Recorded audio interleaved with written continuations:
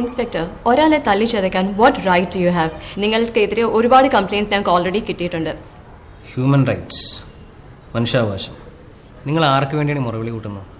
ഞാൻ തല്ലിയെന്ന് പറഞ്ഞ് സമരത്തിന് മുമ്പിൽ നിൽക്കുന്നവൻ ഒരു ബോൺ ക്രിമിനലാണ്. നിങ്ങൾക്ക് അവൻ്റെ ഹിസ്റ്ററി വല്ലതും അറിയാവോ? ക്രിമിനൽ എന്ന് പറയുന്നത് പോലീസ് ഭാഷയാണ് sir. After all he is a human being. You do not have any right to harass him. Police station വരുന്നവരോടും പ്രതികളോടും മാന്യമായിട്ട് ബിഹേവ് ചെയ്യണമെന്ന് നിങ്ങൾക്ക് DGPയുടെ സർക്കുലർ ഉള്ളതല്ലേ? ഒന്നാലോചിക്കുമ്പോൾ മാഡം പറഞ്ഞ് വളരെ ശരിയാണ് കേട്ടോ. ഉദാഹരണത്തിന് ഇതാരാണ് മാഡത്തിൻ്റെ? My husband. ഓ, മാഡത്തിൻ്റെ ഭർത്താവ് മാഡം കൂടി വൈകുന്നേരം നടക്കാനിറങ്ങുമ്പോൾ ഒരു അലവലാതി വന്ന് മാഡത്തിൻ്റെ നിതംബത്തിൽ കരതലം അമർത്തി എന്ന് വിചാരിക്കുക. വാട്ട് എന്ന് വെച്ചാൽ ചന്തിക്ക് പിടിച്ചു എന്ന് വിചാരിക്കുക. അപ്പം ഇരിക്കും. ആ പറഞ്ഞു തരട്ടെ. അപ്പോൾ കണ്ടു നിൽക്കുന്ന മാഡത്തിൻ്റെ ഭർത്താവ് ചോദിക്കാൻ ചെല്ലും. പുള്ളി ചോദിക്കാൻ ചെല്ലും നമുക്ക് അറിഞ്ഞൂടാ.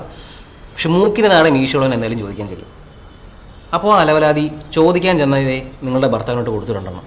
പോലീസ് സ്റ്റേഷനിൽ വരുമ്പോൾ ഞാൻ ഈ അലവലാതിയോട് ചോദിക്കുകയാണ്, അല്ലയോ മഹാനുഭാവ, താങ്കൾ അന്യപുരുഷന്റെ പത്നിയായ ഈ മഹതിയുടെ നിതംബത്തിൽ കരുതലം അമർത്തിയത് അങ്ങേയറ്റം മ്ലേച്ഛമായ പ്രവൃത്തിയല്ലേ? ഞാൻ താങ്കൾക്കെതിരെ നിയമ നടപടി എടുക്കുന്നതിൽ വിരോധമില്ല എന്ന് കരുതട്ടെ. ഇനിമേലിൽ താങ്കൾ ഇത്തരത്തിലുള്ള കുൽസിത പ്രവൃത്തിയിൽ ഏർപ്പെടില്ല എന്ന് ഞാൻ വിശ്വസിക്കുന്നു എന്ന് പറഞ്ഞ് സമാധാനത്തോടെ വിട്ടാൽ മതിയോ?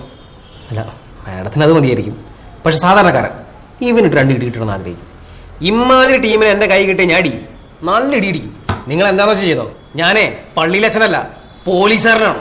പിന്നെ നിങ്ങളൊരു കാര്യം മനസ്സിലാക്കണം, ഇവിടെ പോലീസ് ഉള്ളതുകൊണ്ടും പോലീസിനെ കൈ കെട്ടി നല്ല ഇടി കിട്ടുന്നുള്ള പേടിയുള്ളതുകൊണ്ടാണ് നിങ്ങളൊക്കെ രാത്രി കിടന്നുറങ്ങിയ ഇവന്മാരെ വാതിലും കുത്തി തുറന്ന് ബലാത്സംഗം ചെയ്ത് കൊള്ളടിച്ച് പോകാം.